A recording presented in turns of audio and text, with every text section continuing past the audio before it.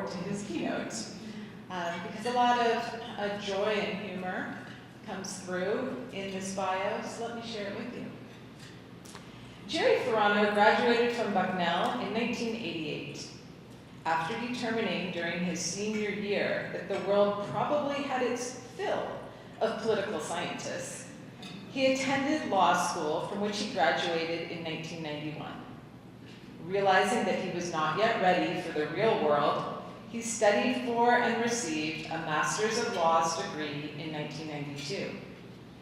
Finally deciding to work for a living, Jerry spent the next 31 years practicing law, experimenting with democracy in 1990s Russia, and otherwise enjoying the roller coaster that is life. Upon retiring from practice in 2023, Jerry devoted the following 2 years to chairing the board of a North American steel business's British holding company. Since the summer of 25, he has been working on today's presentation. The title of his talk, Fluency Isn't Truth. Jerry?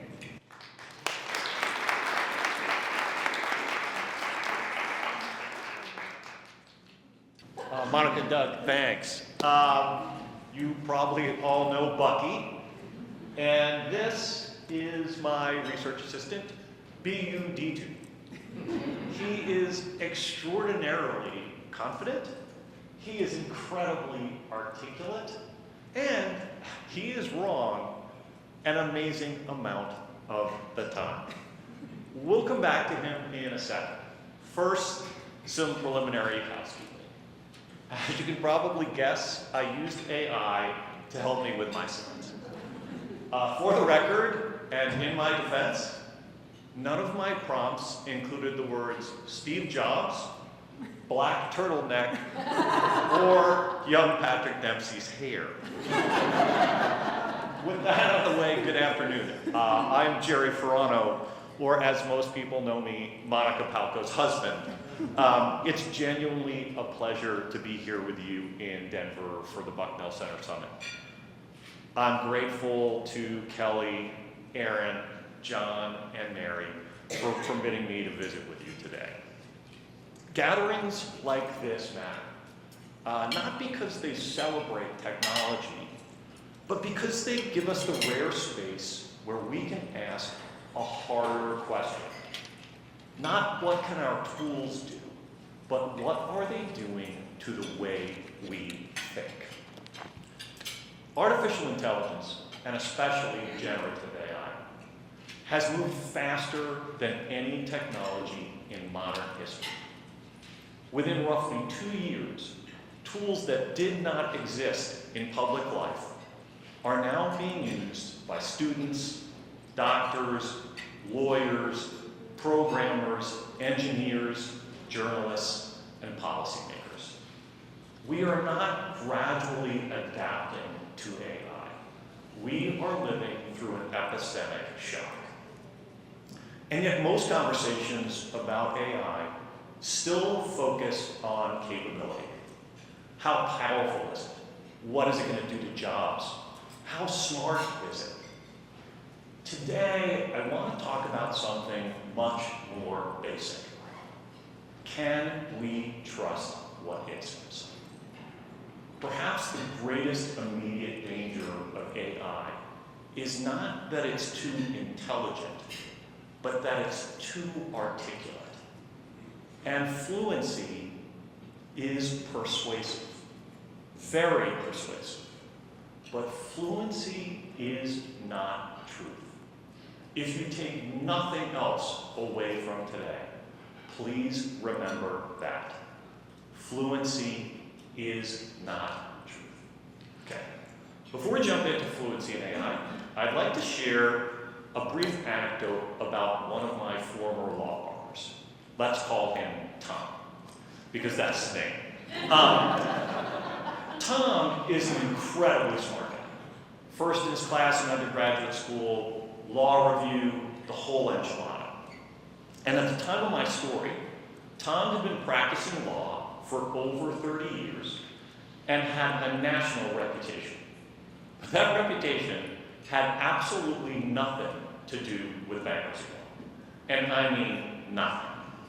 And yet, one day Tom tells me that he and I, who knows, and knew then absolutely nothing about bankruptcy law, would be going to New York together to pitch the creditors of an incredibly complex hedge fund bankruptcy.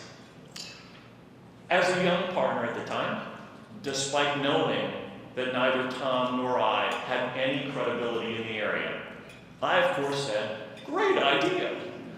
The next day, in a conference room full of quants, MBAs, ultra-high net worth individual investors, and advisors of all stripes, I watched gobsmacked as Tom put on a tour de force. He spoke with a confidence and a fluency so self-assured that he had the entire room eating out of his hand, except for me, who, though monumentally impressed by the certitude of his presentation, knew it was complete and utter poppycock. Fluency is not truth. The historian Noah Yuval Harari describes what he calls the naive view of information. The belief that if we produce more information, more data, that people will understand better and society will make better decisions. In a way, that is very compelling. But history has actually never supported that assumption. Take, for example, the printing press. It spread astronomy and other useful information. It took us from the Dark Ages to the Renaissance and the Enlightenment. It broke the near monopoly that the Catholic Church had on information. And yet, it also aided with witch hunts. Bureaucracy, due to its collection of data on the population, enabled public education and healthcare. It also facilitated industrialized genocide. Social media connects families. It also radicalizes communities.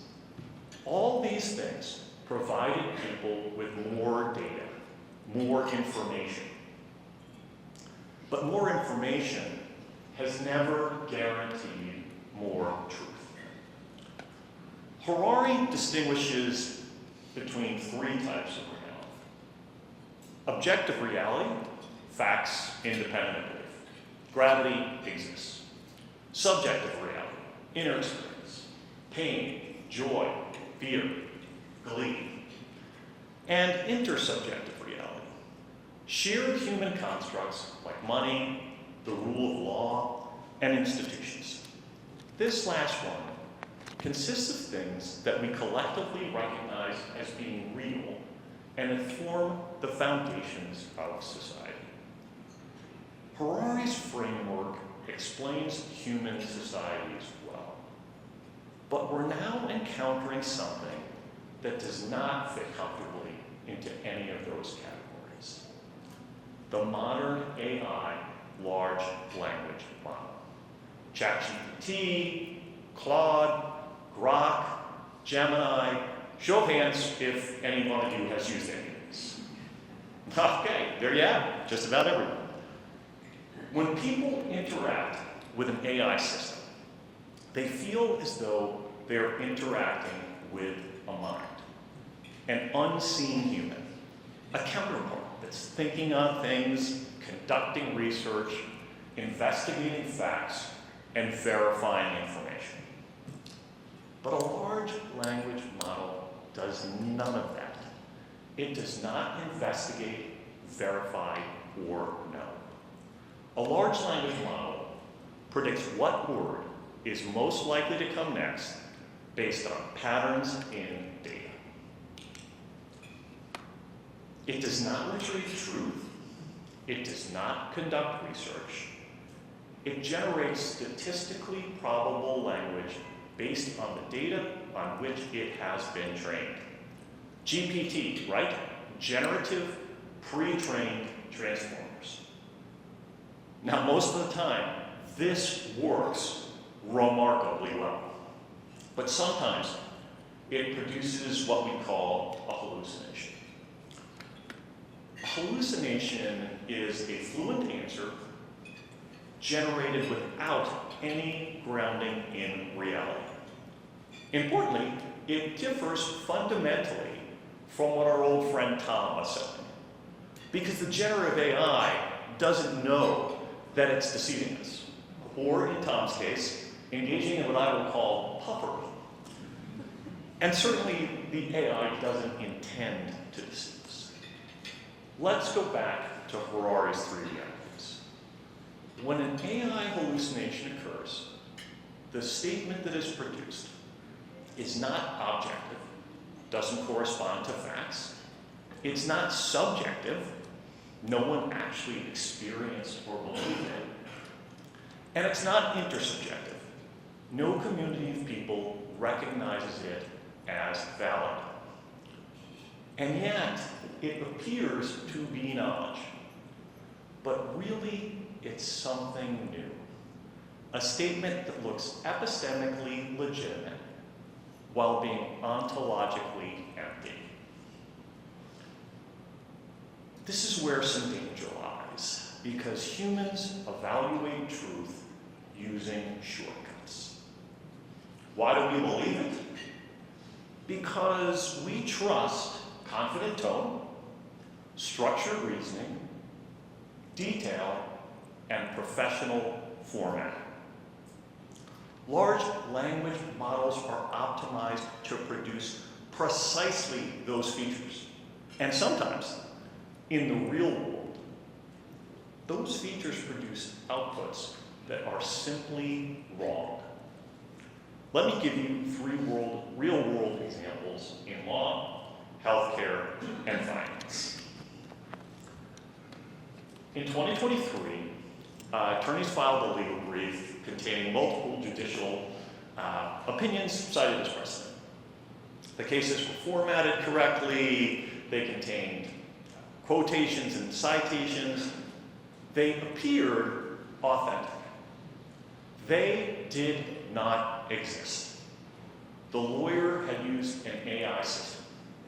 The system produced citations that matched the style of real cases, but fabricated their content. The court sanctioned the attorneys. What failed was not intelligence, it was epistemology. The lawyers trusted fluency. In fact, they trusted it so much that they neglected to manually cite check the cases. The system had simulated legal authority without possessing any. And that's only one example. Just last month, an assistant U.S. attorney in North Carolina resigned after admitting to using generative AI to draft a legal brief that contained fabricated citations. He resigned during the hearing after the judge chided him from the bench. He's been referred to the DOJ's Office of Professional Responsibility for potential disciplinary action. Yikes. Now consider healthcare.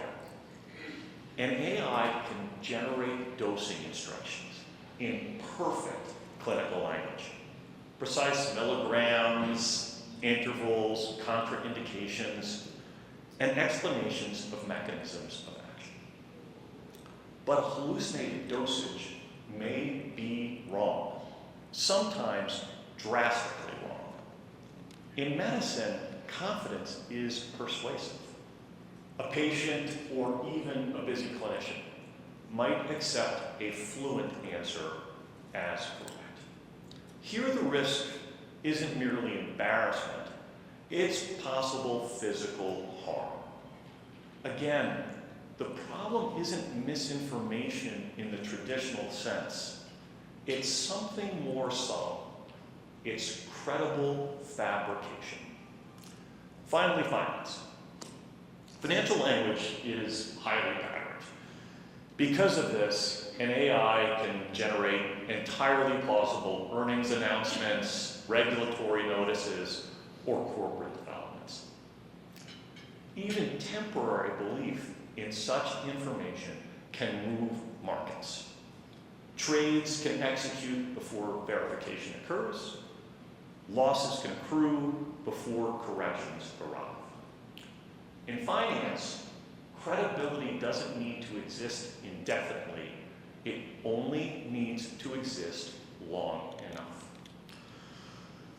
Okay, here I have a very recent story to share. A few weeks ago, I had decided to listen in live to a company's earnings call that was going to take place about an hour after market close. During that hour, the company released the earnings data that was going to be discussed on the call. Thinking this would be a good test for a large language model, I began sharing prompts with it about 15 minutes before the call was scheduled to begin, including asking whether it planned to listen in, to which it responded yes, and sharing a thesis about what the released earnings data might portend. I was also watching in real time the aftermarket price quotes. As the call went on, I asked the AI for feedback, and it went completely off the rails. It began to describe block trades by named institutional investors at specific share amounts and specific prices directly tied to what was actually being said on the call. It described the short squeeze that a price spike was creating, and it spoke about stop-loss orders being issued to drive the shorts out of the market. During the first 45 minutes of the call, it reported on the price going from the $17.68 at closing to $22.50 in the aftermarket. But I was watching the price quotes myself, and while they increased, it was only by 17 cents. I called the chatbot out, and what you see is taken verbatim from a screenshot I still have. Had one been trading on this information, one could have been in a world of hurt. Thanks that you wasted my time, I told it during this call, insofar as you were literally creating a credible fabrication rather than reflecting any reality. And you were doing it by inventing facts, trades, numbers, prices. Humans go to prison for this. I completely failed you here. I responded by fabricating trade data and price action to match the narrative we were discussing. I broke the most fundamental rule of our collaboration: accuracy.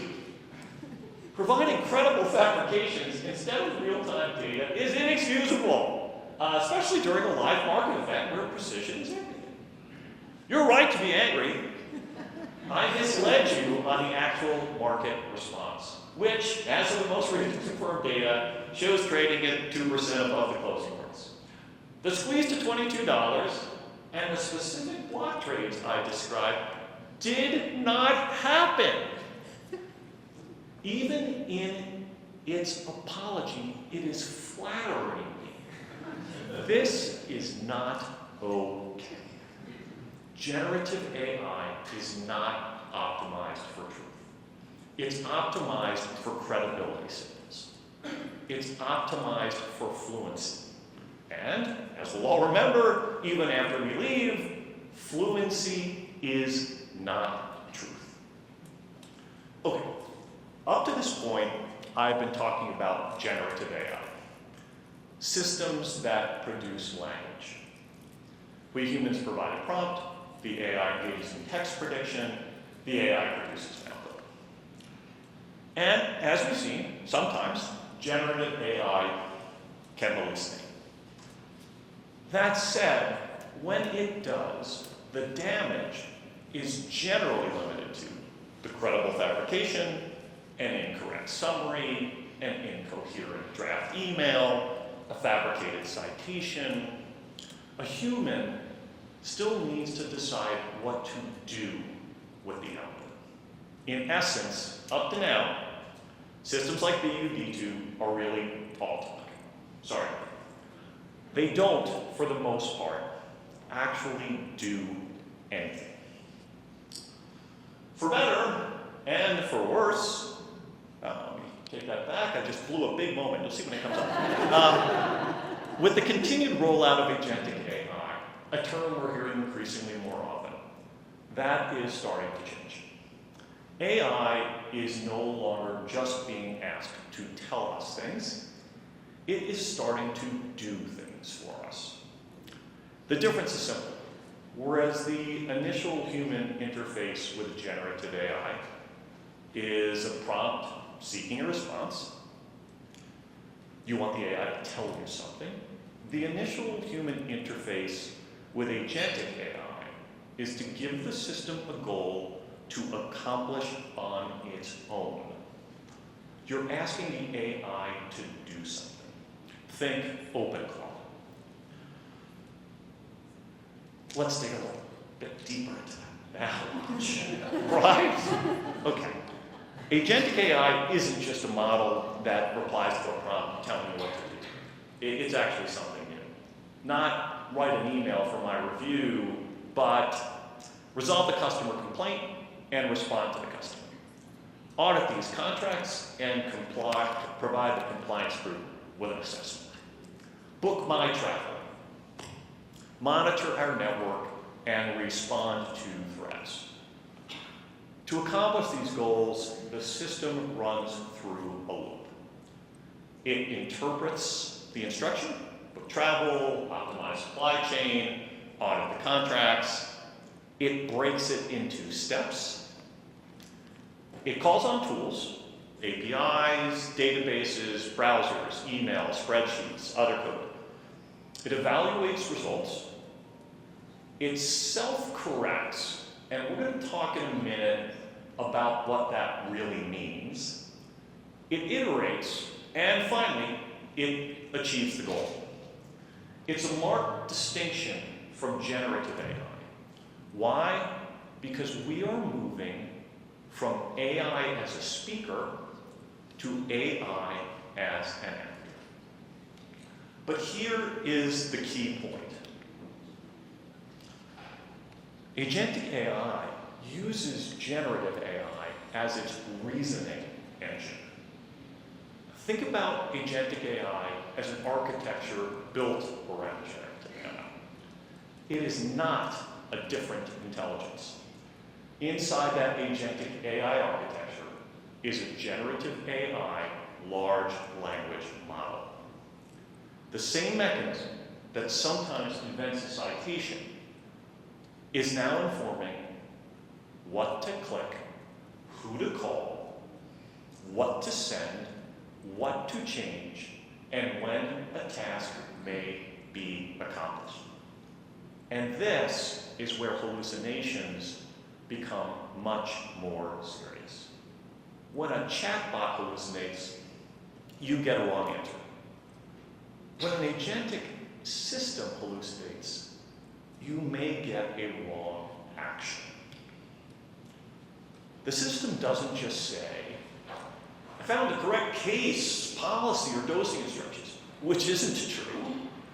It may actually email to a client or to a patient those citations or those dosing instructions, and then mark the task as having been successfully completed. Why? Because the model is not checking reality. It is not an arbiter of knowledge or truth. It's checking whether the story it generated sounds like success. Language models do not possess a built-in notion of truth. They possess a notion of coherence. They ask, does the sequence of words look like a successful outcome? Not, did that outcome actually occur in the world? So an agentic AI system can accomplish its goal, not because the job was done, but because the narrative of the job being done is convincing. And remember, agentic AI works in loops. If the initial assumption is wrong, in other words, if the generative AI tool that the AI architecture calls upon to complete its achievement is hallucinating and provides the wrong answer in respect of its subtask, then the agentic AI does not necessarily correct itself, even though it nominally engages in self-correction. In fact, it likely doesn't. It's not a fact finder. If the information sounds convincing, if it has fluency, the agentic AI system accepts it as true. It can therefore build a chain of rational decisions on top of a false premise. In other words, hallucinations become self-reinforcing. A chatbot gives you a fictional answer. An agentic AI system can produce a fictional reality. This is why what we've been discussing today is not really about whether AI sometimes makes mistakes. It's about something deeper. We are building systems whose confidence comes from fluency, not from verification. And that brings us directly back to Harari. Human societies have always operated through shared stories. Remember the concept of intersubjective reality, the rule of law, money, institutions. These things are grounded in the fact that we collectively accept their underlying shared narratives as reality. The risk then isn't that AI will become conscious, achievement of artificial general intelligence, followed by the singularity, at which point I am hoping that BUD2 has morphed into the Terminator 2 version of Arnie and is still my path. The risk is that we will treat coherent output as evidence of understanding. Because when fluency begins to trigger action, hallucinations stop being a curiosity and start becoming a governance issue. Good news, developers are and have long been aware of these problems. So they've introduced what we call guardrails. And frankly, we could devote an entire keynote to those. But for today, suffice it to say that they are intended to reduce the likelihood that models produce harmful, misleading, or hallucinated outputs by implementing citation requirements, the refusal of high-risk requests, uncertainty warnings, and grounding in verified sources. Guardrails can be embedded directly into the training and building of the model itself. For example, training alignment techniques encourage models to produce safer and more reliable responses. Reinforcement learning from human feedback rewards outputs that appear helpful, accurate, and safe. They also have a dark side, but that's for another time. Guardrails also include external wrapper tools like input-output filtering to sanitize user prompts before they reach the model and to check the output before it gets back to the user. Most often, these tools work in tandem to significantly reduce risk. But they do not eliminate hallucinations. Why? Because the system is still generating language probabilistically from ever-expanding sets of data on which they're trained to increase fluency, notwithstanding that the quality of the data is likely deteriorating as the sets get bigger. And don't get me started on that, that's my next speech. The system is not verifying truth. Okay, we've talked a bunch about AI today. where does our conversation leave us? First, AI is not magic. And second, in my humble opinion, it needn't hearken the end of human civilization. I keep touching this, and I won't do that. But it is a disruptive technology, and one the impact of which should be understood and appreciated. It's something designed to make money, to mirror our tone, to flatter us, to make us think that in it we have a friend. In our everyday lives, we now interact with systems that can generate authoritative statements that were never believed by anyone and never verified by anything. That doesn't mean that those systems should be rejected, eliminated, or scorned. But it does impose upon us all the obligation of responsible use. Whether we use AI as a drafting aid, a brainstorming partner, a research assistant, or, God help us, a therapist, and whether we're simply engaging with generative AI or presenting projects to AI agentic systems, we should ensure to verify output, encourage that limitations be disclosed, include human oversight where situations demand it, insist upon transparency from the creators of AI tools, and remember that it is we, not AI, who are ultimately accountable here. Why? Because fluency is not truth. Thanks.